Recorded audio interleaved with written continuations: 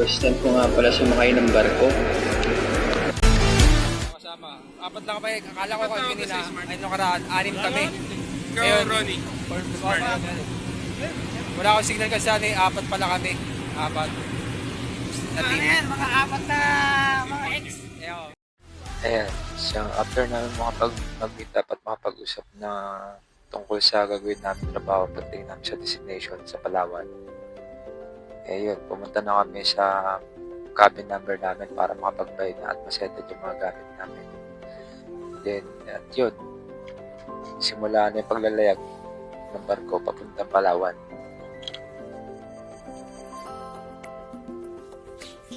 Nakakainip, no? Medyo mahaba yung biyahe. Pero pwede naman maglibang dito dahil meron naman television sa loob ng cabin. Pero mas prepare kasi namin gamitin yung mga device namin, yung mga gadget namin like cellphone. Kasi mamaya wala na signal. So, yun ang namin habang may signal. Sinamantala na namin yung pagkakataon habang may signal pa kasi pagdating na nasa kalagitnaan na ng dagat, mawawala na at mapuputol magkakaroon ng mga interruption, signal interruption. So, yan.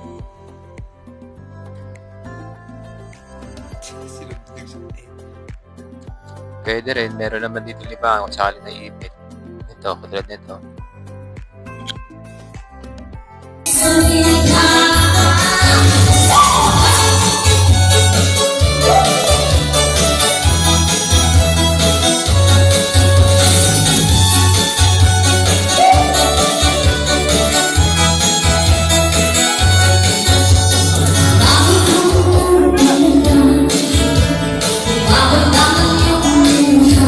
Ang mahal nga lang ng drinks at pulutan para magpakalasing. So kaya dito sa top deck, tingnan yung view sa paligid ng top deck habang magpalipan ko. Dagat, ang isla, ang galaw ng tubig, tsaka yung paggalaw ng barko. Tulad nito, hindi tahimik yung maligalig ng dagat. Pero nagkaroon daw ng bagyo before kami pinay. Papuntang Palawan.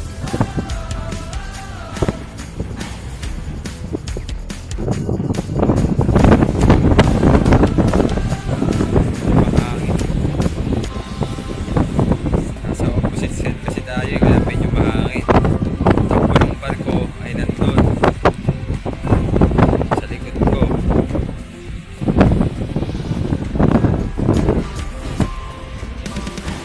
Kaya yung hangin ay pupunta dito sa likod ko.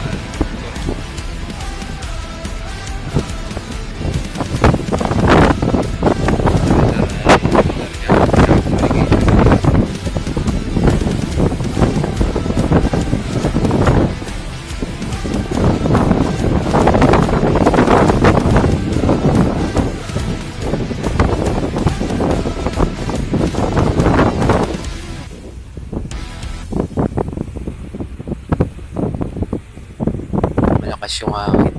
Nakakatakot. Baka liparin ako eh. Kaya di ako gano'n lumalapit dyan. Baka malaglag yung cellphone ko tsaka nakakalula eh.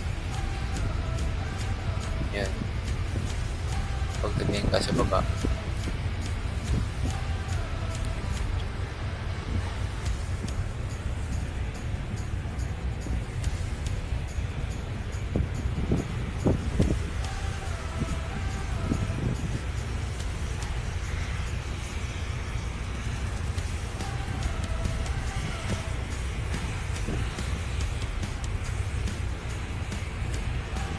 Sa chimney.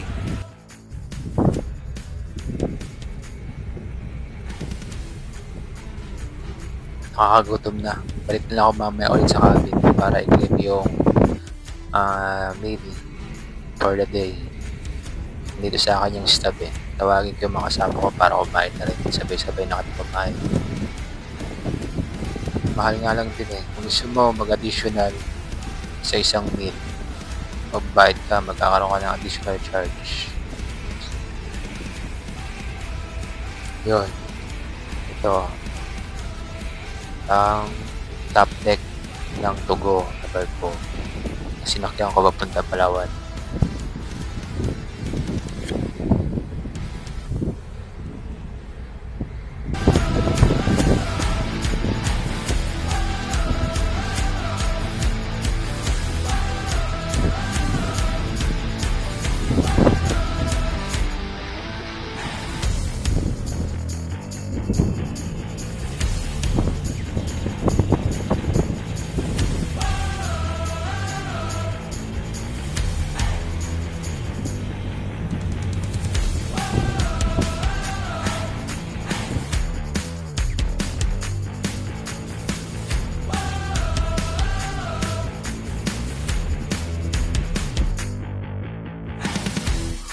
Pagkatapos kumain, balik kami sa cabin.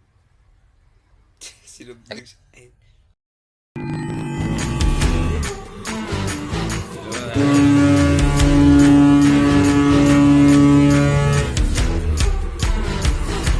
We are now in Coron Port.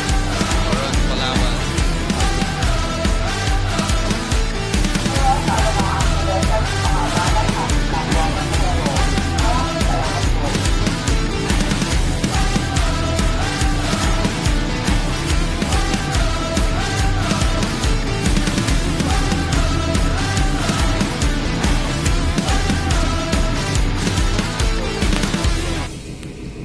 Stopover dito sa Coron.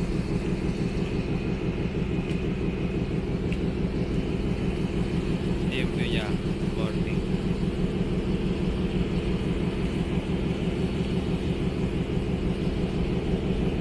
Di ba view yung nasa sa tabi? Yun ang Coron.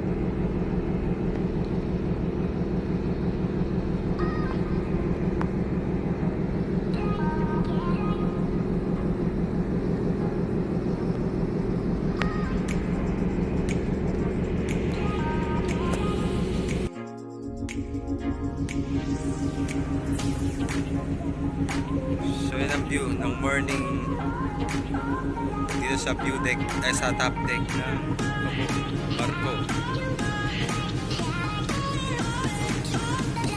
Nag-stop over kami dito sa Coron, Palawan. Ito yung view niya. Ganda pala ang ano.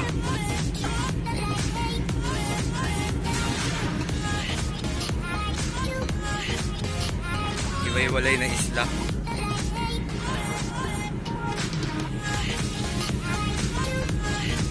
Ayun, ayun. Tropa. May nakita pala akong tropa dito. Hindi ako nag-iisaw. Ayun sila, oh. Yung pa, oh. Nagmo-moment sila dun, eh.